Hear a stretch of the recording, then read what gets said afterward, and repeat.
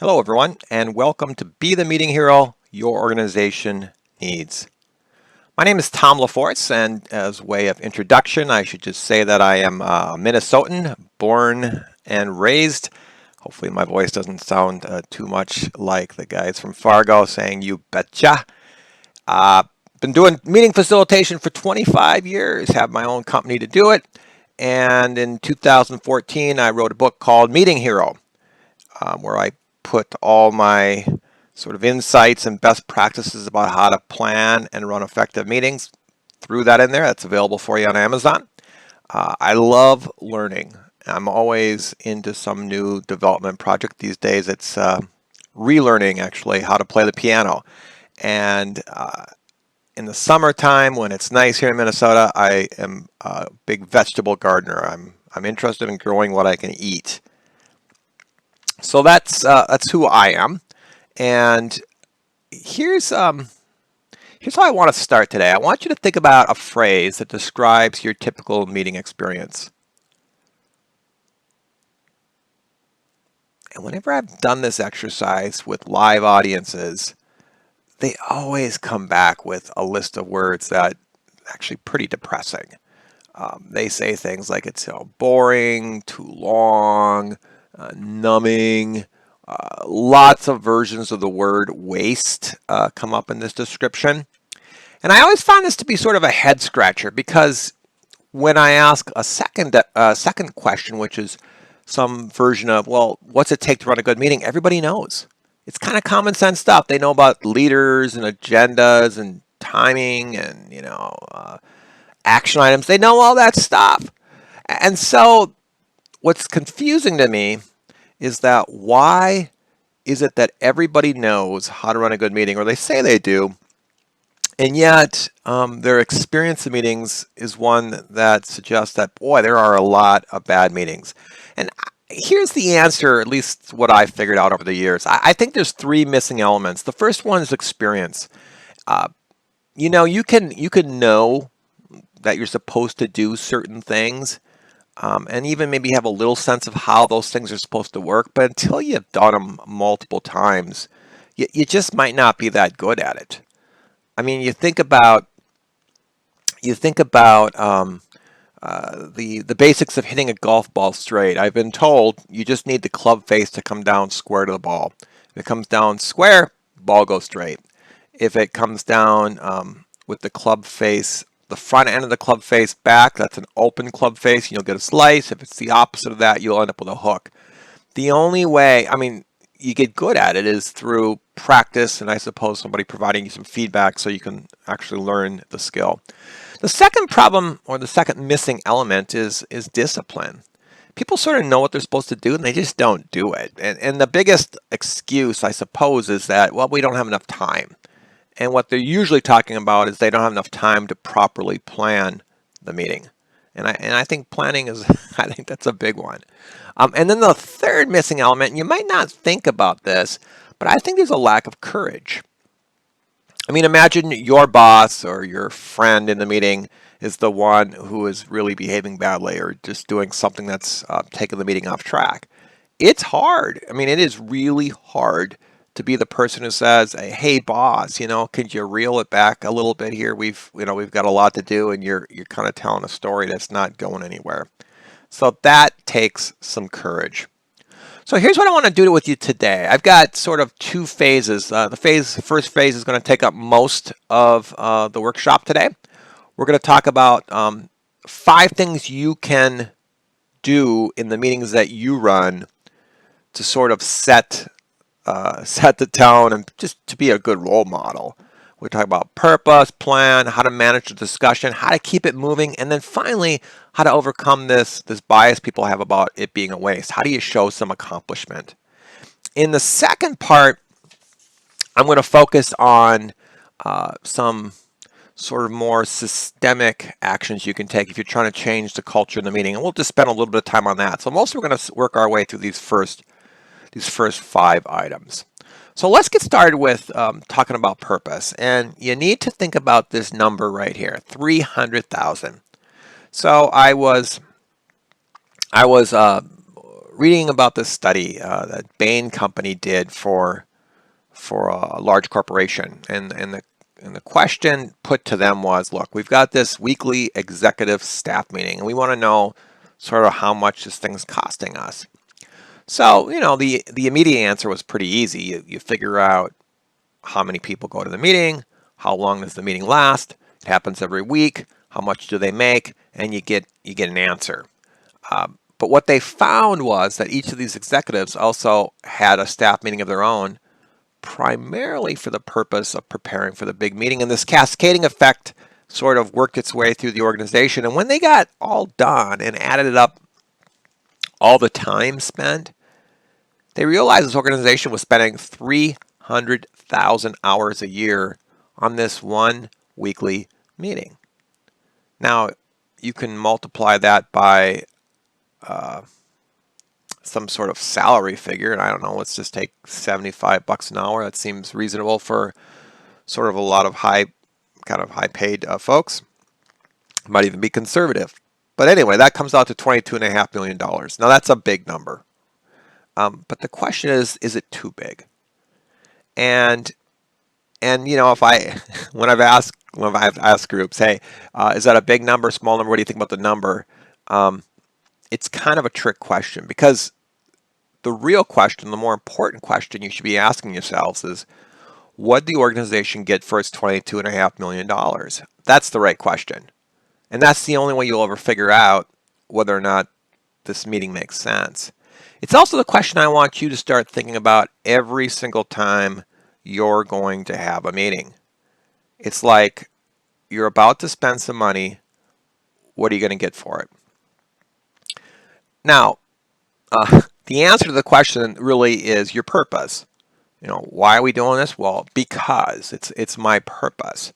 And if you keep this idea in mind that meetings are really, really expensive, you want the purpose to be worthwhile. You want it to be valuable. And you can see this list here that I've thrown on the screen about things that people would say, well, here's what I'm getting for my money. I'm getting new ideas, or we're making decisions, we're building plans.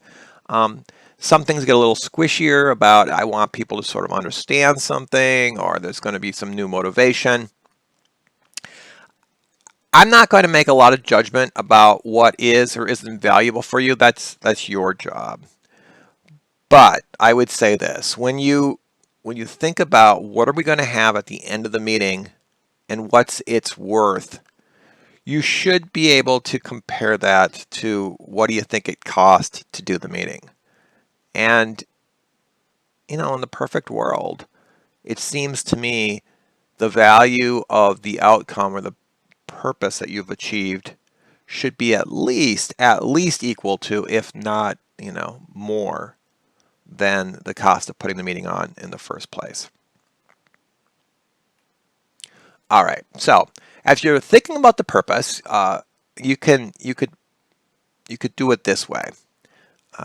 When I send out an agenda, I usually have some version of this statement on the top of the agenda. You could say, the purpose of the meeting is to. In other words, why are we here? I mean, people want to know. So fill in the blank. The purpose of this meeting is to do what? And then I like to make it more tangible. So you can kind of, part two of the statement is, when we're done, when we've successfully completed our work, we will have produced X, Y, Z. And again, X, Y, Z could be a list of ideas. It could be a key decision. It could be a plan of activity. I mean, it could be anything. But I like to make these things really, really specific, because that's sort of the only way people are going to know, well, did we do what we said we were going to do? And if we didn't, then it's really hard to say that meeting was of value. So you're not going to get what you don't anticipate producing. So figure it out beforehand. Establish a clean purpose. Ultimately, your meeting, when you're going to call a meeting, you need to operate under this principle. You're not going to do or call a meeting until you've figured out why you're going to have it, and you've determined the reason why you're going to have it is worthwhile. That's the first thing you're going to do as a role model on all the meetings you're going to run. All right. Let's move on to the second item on my list, which was to have a good plan. Now, again, I think most people know that they're supposed to have an agenda. And, you know, I mean, I've been talking about agendas for a long time. I've thrown up sort of 7 standard agenda items that should probably be in almost all meetings. Everything from, like, why are we here? What are we going to do? You know, there's some review, all that. People never remember that, so I've actually boiled it down to beginning, middle, and end. They sort of remember that. They know the first, I tell them the first 3 steps, tell people why we're here, what the agenda is going to be, and warm them up. That's the beginning. The second step, the middle, that's really step number 4, which is do the main business. This is make the decisions, generate the ideas, discuss the plans, and then the end are the last 3 steps. So review what you did, figure out what's going to happen next, and then evaluate the process. Now, in most meetings, the beginning and the end only take a short amount of time. I mean, maybe 5 to 10 minutes.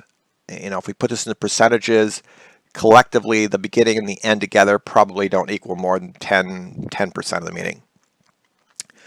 Most of the meeting is taken up by the middle, but you don't want to mistake the amount of time you spend for their importance, because if you don't do the beginning well, what happens is you just have a chaos. You have a chaotic meeting. Nobody knows why they're supposed to be there, and they sort of make things up for themselves, and it just gets ugly really quick. If you don't have the end, generally what happens is, well, nothing. You get no action. Nothing resolves for the meeting, and then we're right back to where we started with everybody saying meetings are a waste of time. Now, maybe if you think about good heist movies, and I don't know if you like heist movies, but I do, and I'm thinking about movies like The Italian Job and Ocean's 11, 12, 13, or whatever other number they're on. They always start with this.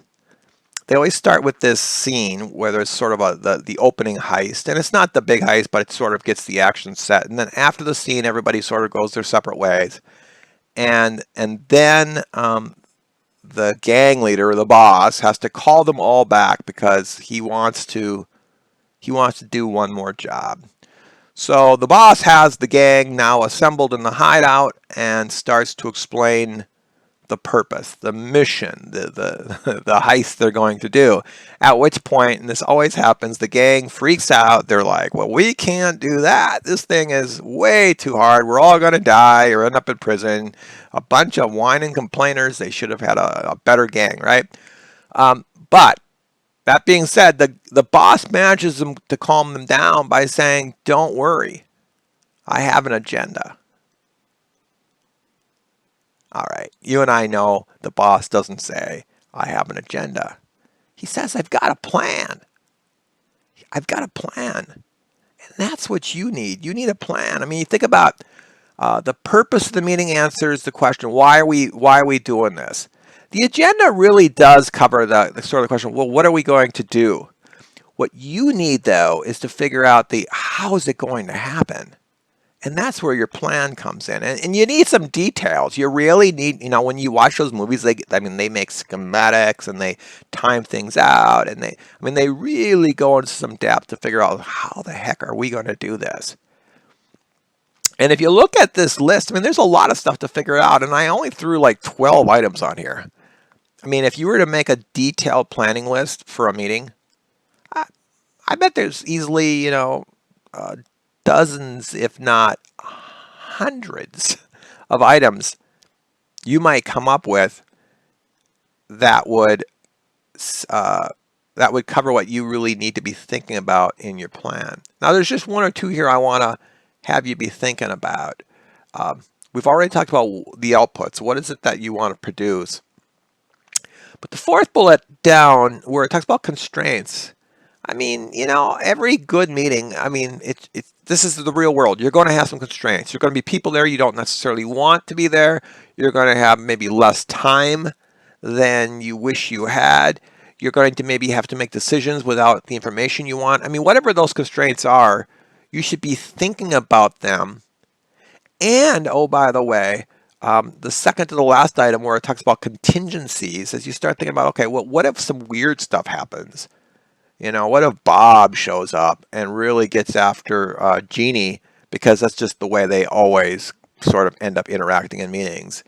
If you know that always happens, you should be thinking about, okay, when that happens, what am I going to do? I mean, so all of that's part of making a good plan.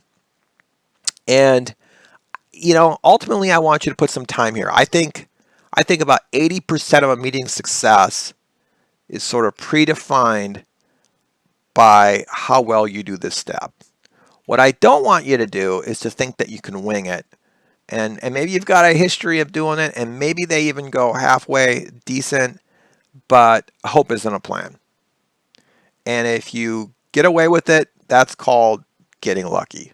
And good for you, but that's not what we're here about today. Today we're here about modeling good meeting practices. And the practice you're going to put a lot more time and energy into is creating a plan that ups the odds that your meeting will be success. All right. Let's go on to item number 3, which is managing the conversations. Now, ultimately, you're bringing people together because you want them, I mean, they're going to spend most of the time talking to each other. And your job is to make those conversations as meaningful and as productive as you possibly can. And if you think about, so what's your tools? I mean, what are the tools you use? And I've listed them right here. The biggest tool for me is the first one that's listed, which is pay attention. I mean, I am looking for things like, okay, who's got something they want to say? Who understands? Who doesn't understand? Who doesn't like? Who agrees? And all of these things aren't necessarily obvious if you're not paying attention. For every person who says, I hate that idea, there are 3 people in the room who do hate the idea who aren't saying a thing, but they're giving you some clues. There's a facial expression, they're changing their body position. I mean, they're doing something that if you just pay attention, or even listen to the sound of their voice, they'll say, you ask them, well, what do you think about the idea? They say, well, you know, I suppose that could work. That's not very convincing. I suppose it could work also means it's suppose it could fail. And they maybe don't want to say they don't think it's going to work. So they're saying it in this sort of, I don't know, passive aggressive way. I mean, you got to hear that. And then you can use some of your other tools about, well, probing. Well, tell me more about that, because it sounds like maybe you're not sure it's going to work. And as people start giving you information and they're going on, you might have to do some summarizing, like, let me see if I've got it, a little bit of clarifying. The one that I use that is probably most interesting is reframing. And this is when somebody pops off a comment that's just, you know, it's kind of ugly. Instead of saying they don't like an idea, maybe they say, you know, man, Jeff, where'd you come up with that? That's about the dumbest thing I've ever heard. And what you need to do as a facilitator is to say, hold on here. What I hear you saying you don't like the idea. What I didn't hear is sort of why you don't think it's going to work. So let's talk more about that. And then let's flip it to, you know, what would work. I mean, doing that kind of work is reframing. What it does is it keeps the meeting on track. It focuses people on what you're trying to do, which is solve the problem. And it also keeps it from getting a little too nasty, which when that happens, people's feelings get hurt, and then you've got all kinds of other problems you need to deal with. Now, there are a few specific conversation challenges that you almost always have to know how to deal with. And the first one is just to kind of quiet down the loud people. I mean, there's by loud or overly dominant, I mean, there's always going to be people who are taking up way too much of their time with their own voice. And you can think about, well, how do I deal with these guys? Well, there's a few things you can do. One, you can add more process. And I always start with the least amount of process and start adding more and more, which sort of, it creates more restrictions on who can talk and when you can talk and how long you can talk. So, I mean, you start adding rules like if you comment on an idea, you can't comment again until everyone's had a chance. or you start working your way around the table saying, let's get one comment at a time and just kind of do this in order. You could, with your own body language, if you think about a traffic cop in an intersection, and she is, doing that little waving thing that lets people know they can go, and hand out with a, face palm up, that's a stop. You can kind of do the same things with your own body language in terms of hand gestures and who you're looking at and who you're not looking at, to get sort of the people you don't want talking to stop talking. And finally, you can just redirect. So if Emily's been talking way too much, I might just say simply to Emily, I summarize what she says, and Emily, now hold on once. I want to hear from some other people. I haven't heard from everyone yet. So let's see what they've got to say, okay? And you've sent the conversation off to some other folks, and hopefully Emily waits her turn until you let her in again. Now, on the opposite end of the spectrum, we got the people who just won't say anything. And, how do we draw them out? I think the simplest thing to do is just simply to invite them. I mean, if you think about trying to enter a busy freeway, that exit ramp, at least, I don't know how it works all over the world, but in Minnesota, the rule is there's a yield sign at the end of the ramp, but nobody yields. You just make sure that when you're at the end of the ramp, you're as close to the speed of the rest of the traffic as you can be. And so then somebody just has to accelerate slightly or slow up slightly, and they sort of make a gap, and you just pop right in. But every now and then you could tell there's somebody who just doesn't trust that process or doesn't know how to do it, and they don't know how to get on the freeway. And so they need to be let in. That's your job, to invite them in, to say, hey, Jill, what do you think? You can, again, do this with some structure. I mean, you can go around the room, and when it's this person's turn, well, they kind of recognize that as, oh, I've got a turn, and there's a little bit of pressure for them to get in, and I think that's okay.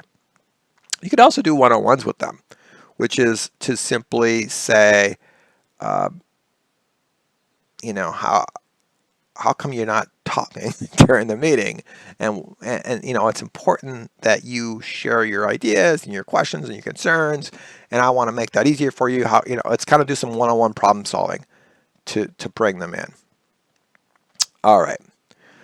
Another problem that we've got to deal with is, and it's one of the major practices, is how do you keep the meeting moving toward the goals? I was on a flight one time across the Tasman Sea. We were going from New Zealand back to Sydney, and I had one of those little screens in front of me that showed me the flight track. And suddenly I noticed a slight variation in the track. And I was, it wasn't big, but I noticed it moved, it banked a little bit to the right. And a few minutes later, it became way more significant, as in it started to do a loop. And I sort of nudged my wife, and I said, I don't think we're going to Sydney anymore. I don't know where we're going, but I know we're not going where we thought we were going. And I think a lot of meetings are kind of like that. You feel like you're on a plane, and you're not sure where it's going, because someone has sort of hijacked the agenda.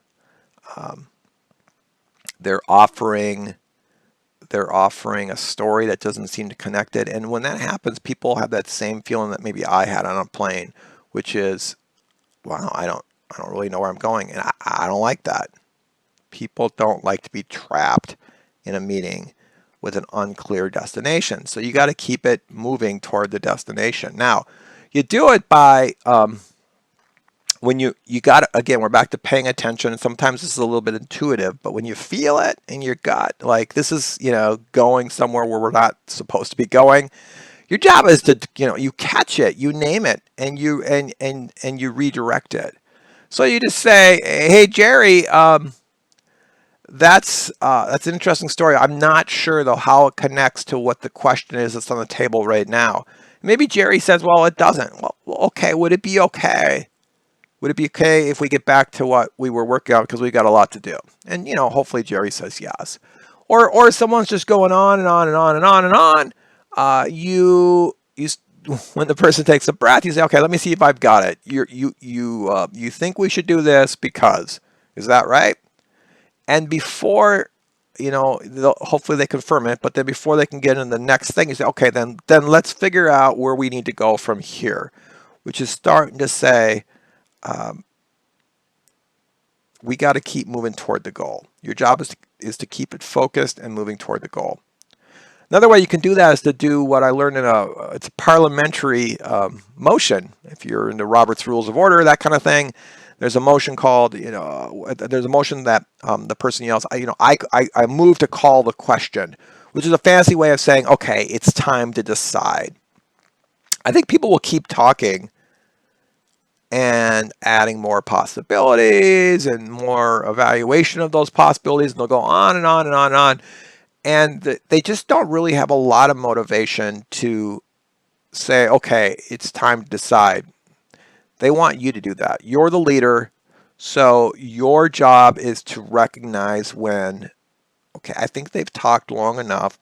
I think they've put enough options on the table. And when you feel that has come to that point, it's your job to say, I think we've got what we need. Let's move to a decision. And that might be a vote, or it might be just a, hey, what do you think, around the table one at a time, to try to build consensus. Now, one more thing in terms of keeping the meeting moving, and that's just the whole time thing. I mean, time is always a constraint, and generally it is you do not have enough of it. And so one thing you can do is to just make time really visible. And you can do this in a couple different ways. So one, when you're creating your agenda, and this is the thing that you actually have participants, you can say, look, the meeting has a start time, it also has an end time. That's about the minimal amount you could do. I would say the second sort of minimal thing you could do, and really should do though, is for each item on your agenda, you should set the amount of time. And you can do this by either saying, this piece has got 10 minutes, or you can say the meeting's going to start at 10:30. You could say this item goes from 10:50 to 11 o'clock. I don't care how you do it, but you should make time visible. Now, as you start the meeting, you can let people know, look, we've got a lot on the agenda today. I think we've got enough time, but just enough time. And so we're going to try to keep the meeting moving. As you get to each item in the agenda, you can let people know, okay, for this next agenda item, we've set aside 15 minutes. So I'm going to sort of keep us on track, or maybe you'll even ask somebody to be the timekeeper and ask that person to keep us alert to where we are within our 15 minutes. And finally, as you're maybe you find yourself a little ahead or a little behind, you can kind of give people status checks, saying, look, we're a little ahead here, so we got a little bit more time if we need it, but I'd probably start to steal that time back if I've got it. I'd be more likely to say, you know what, I think we're falling a little behind the plan. I'd like to still get done what we plan to get done, and I like to do it in the time that we have. And so I'm gonna try to get us to move a little bit more quickly. That's how you make time visible. All right, the last item on the things you can do that to model good meeting behavior is just to show people they've won. Remember, there's a bias that meetings are a waste of time. They think, well, nothing ever happens, or we don't get anything done, or we just talk and talk and talk for sort of no purpose. And you got to counter that. And the way you do it is by when good stuff happens, you declare victory. Remember, I said that when I'm developing the purpose, I said if we're successful, we will produce X, Y, Z. I put X, Y, Z on a big chart, flip chart paper, or a whiteboard or something. I slap it on the wall, and I put little tiny blank boxes in front of each item, as in little boxes that can be checked. So this starts looking like a to-do list.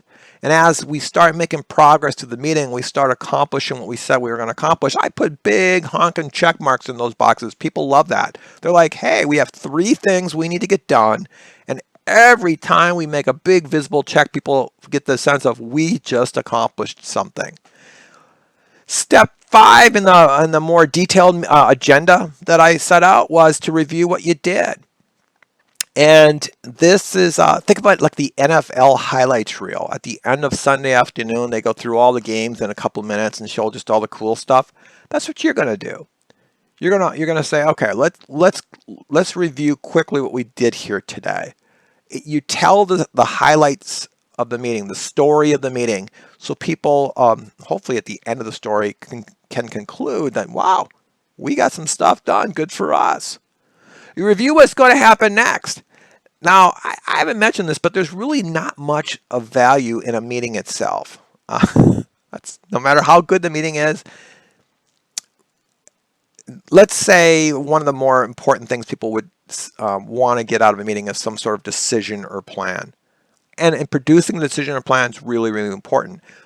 But again, the decision or the plan really has no value until somebody goes off and uses those, implements, creates some sort of action as a result of the plan. And so you want to make sure you're figuring out who's going to do it, when they're going to do it, what that action is going to look like, and make sure that that's just clear as a bell before anybody leaves the meeting. And then the last thing is just to capture the notes. Hopefully somebody's been writing some stuff down. And if you haven't written it down, I've always said if it's not written down, it didn't happen. But one of the things that I do when I'm running a meeting is I always create a set of notes and I have it back to the group within one business day. Because I just want them to be, before it's sort of out of sight, out of mind, I want this right back in their face saying, hey, we came together, we did X, Y, Z, and oh, by the way, you committed to this and this and this, and it's right there in front of their face. It's a good way to close the loop to say, we did something important. All right. That's phase 1. That's the things you can do that would just make you a really good role model. This is how you become a meeting hero, to model these 5 things. Now I want to talk about phase 2. Let's say you've done phase 1 and you are consistently providing a good example, and you want to start helping other people become meeting heroes, and you want to sort of change the culture so that there's better meetings in general within the organization. What can you do about that? There's a couple things. And I just quickly want to have you think about 3. So the first one is a common set of ground rules. Now, I think meetings should have a set of ground rules. And usually when they think of ground rules, people would think of things like, well, silence your cell phone, one conversation at a time, that kind of stuff. I think people sort of know that. I mean, we want rules that are useful, clear, behavioral, and enforceable. But I want us to go beyond sort of the basics that people should know. And by the way, the ones they should know, they still don't practice, and you got to enforce those. But I want a more positive list that tells people, what do I need you to do to be an effective meeting participant?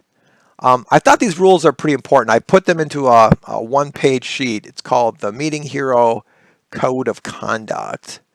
And if you want to get the sheet, I've thrown a little link there for you. You can just jot it down. I'm at laforceteamwork.com and then /code-of-conduct and download a copy of the sheet. You're free to copy it and use it within your organization, but it's a list of positive items. And I think we'd like to assume that everybody knows what it means to be a good meeting participant. I don't think they always do, and it sort of sets the expectations. The more people that know how to do this, I think they show up as better participants, and that in itself will create better meetings within your organization. In the same way, there should be a set of rules or guidelines for people who are actually going to call the meetings. We talked about this first one already. It's like, unless you've got a compelling purpose that's going to add value, you don't get to call a meeting. But what about this other one? You're going to have a good meeting. You're going to have a plan and a detailed plan. And, it's almost like you should be able to check it. Like, let's say, you got one of your coworkers calls you up and say, hey, come to my meeting. You could say, well, send me your plan. I just want to see what you're going to do. And they say, well, I don't really have one. Well, then don't go to their meeting. But there's other rules. No longer than absolutely necessary. No more people than absolutely necessary. Here's one that you maybe hadn't thought about. Start on the quarter or the half hour instead of on the hour. There's just there's a reason for that. You know, if most meetings last an hour, and they don't need to, but they for whatever reason do, and they all start on the hour, what happens is people, especially busy managerial types, they book one meeting after another. And they're late because in between the meetings, they need to travel from one point to another. They need to stop at the restroom. They need to get a cup of coffee. And you're setting yourself up to be late. You can use the next rule there about ending 10 meetings prior to the hour as a way to help prevent that. But there's things like this and many more that you could establish as guiding principles for the people calling a meeting within your organization and hold them to that and to those rules. Which gets to the last one. I suspect, even though again a lot of people say they know how to run a good meeting, they don't know the details. You know, if I had my way, and you were to hire me to say, come on in and help train some people to, run better meetings. I mean, I would love to have them for a couple days. You probably wouldn't give me a couple days, but at the least, I can easily fill one day, and sometimes I'll do it in 2 half days. Because I just want people to spend a lot more time diving into the details of how do you plan a really good meeting. People don't ever think about all the things they have to figure out. So we go into that.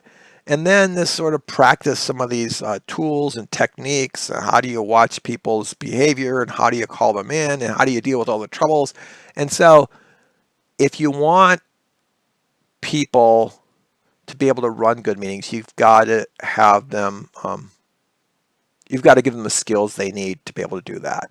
And they could learn it on their own, but it's sort of in your best interest as an organization, because think about people calling meetings as they're spending money. I mean, they're spending people's time and energy, and that translates into dollars, and you want them to be able to spend money well. It's a productivity issue. All right, so like I said, I'm happy to help. If you want help, I can do group training. I can do one-on-one coaching. If there's somebody who wants to be a little bit more discreet about their getting this help. If you got a really hot meeting that you need to go well, and you're concerned because it's going to be a tough issue, short time, gnarly personalities, I'm happy to facilitate those kind of meetings for you. That's one of the things I like to do best, is come in as the outside facilitator. If you want to do it yourself and you just want to get some advice about the agenda and the plan, we could do a little do-it-yourself support, or we can work on this whole culture thing that we've talked about today.